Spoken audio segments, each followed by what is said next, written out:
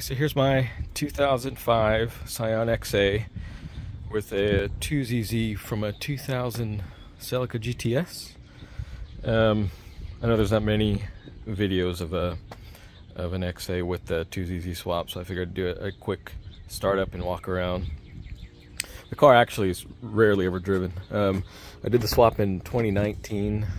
It was so about 2 years ago. And I hardly ever drive it. Actually, maybe 2020.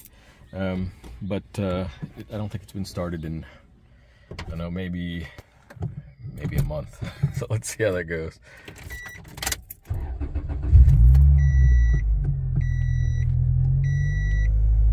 Got a couple warning lights on.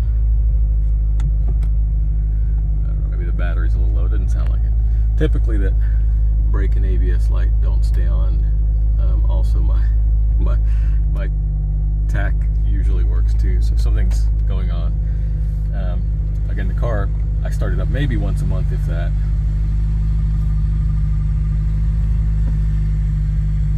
It's just hardly ever driven.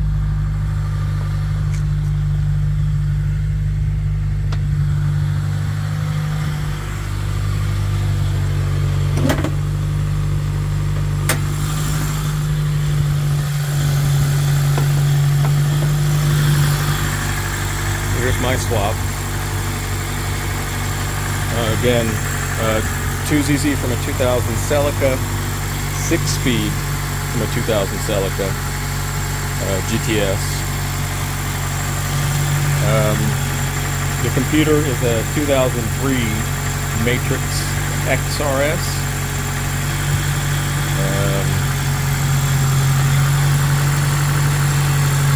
So obviously a few things that are custom, a few things that aren't exactly how you'd want them to be. I did the swap on my own and then in my driveway, and then kind of left it alone. I haven't done a whole lot to it since. This AC line, it does have working AC, it doesn't have working power steering. This AC line is from the Celica. I think it could be original from this car. I've actually documented the whole swap on Scion line. It runs over the valve cover. It's not ideal. I've actually seen a couple people, or a person, use a Matrix AC line for this, and it runs around the valve cover. Probably be more ideal. Everyone does it a little differently. The harness is original from the XA. So the main difference with that is that the wires for the coils run over the valve cover. At some point I plan to retrofit it, so I'm using the wiring from the Celica, so it'll run through here, and then I can use the Celica plastic cover that goes over it. It'll look a little cleaner. The throttle cable is from the Scion, the original. This air intake, which obviously isn't the best, but it looks decent, but it's probably pulling all hot air.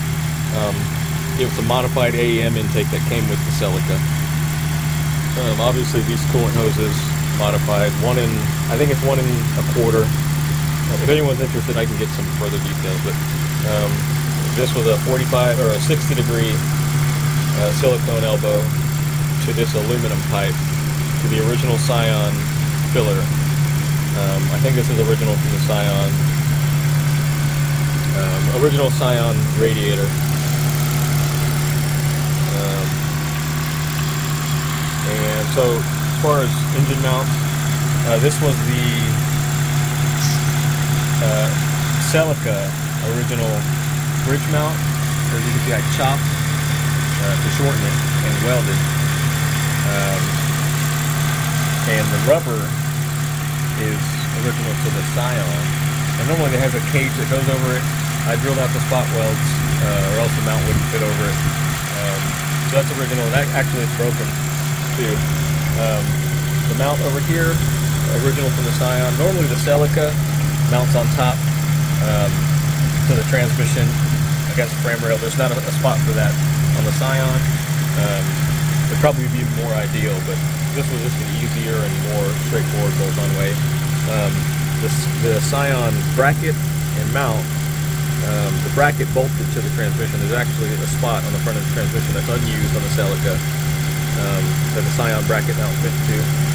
And the rear mount Again, you can look on Scion Life, but I had to modify the bracket from the Scion to fit the Celica transmission. The rubber itself is from the Scion originally. Now, the Celica originally comes with a front mount, and there's no spot for that. There's no bracket or brace or anything like that on the Scion.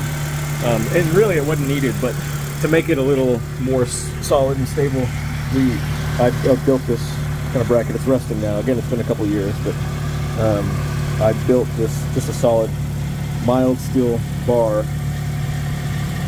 that runs all the way to the back.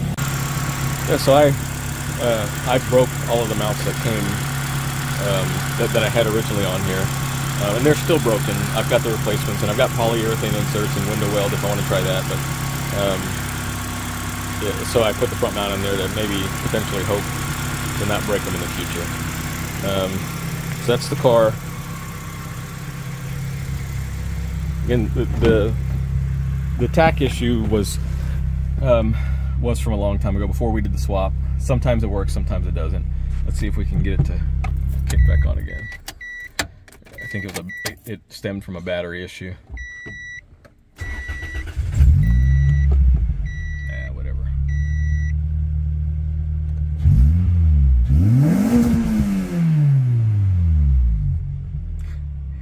Who knows how high the RPM went on that, but obviously much more than the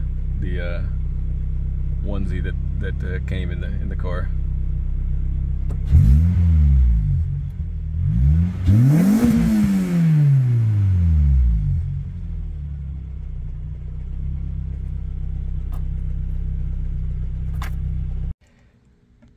Yeah, and to add to that, yeah, this does have a working 6-speed. It's using the original XA box. In case you're wondering, yeah, the original XA box works. It needed some modifications to the plastic. I had to grind a little bit of the plastic, because when you move the shifter over to go into reverse, which is all the way over here to the left, and then you push it a little further and then up. So, you know, if you go into first, it goes into first, no problem. If you put a little more effort, it goes over enough to go into reverse and then up. And really, I think it could stand to grind a little more, but in the box, the rod down here at the bottom would hit the plastic. So if you clearance it enough on the plastic in the box, then the factory box works perfectly fine. Goes into reverse, really no problem. Sometimes it gets a little hung up going into reverse, but the rest of them, 6th,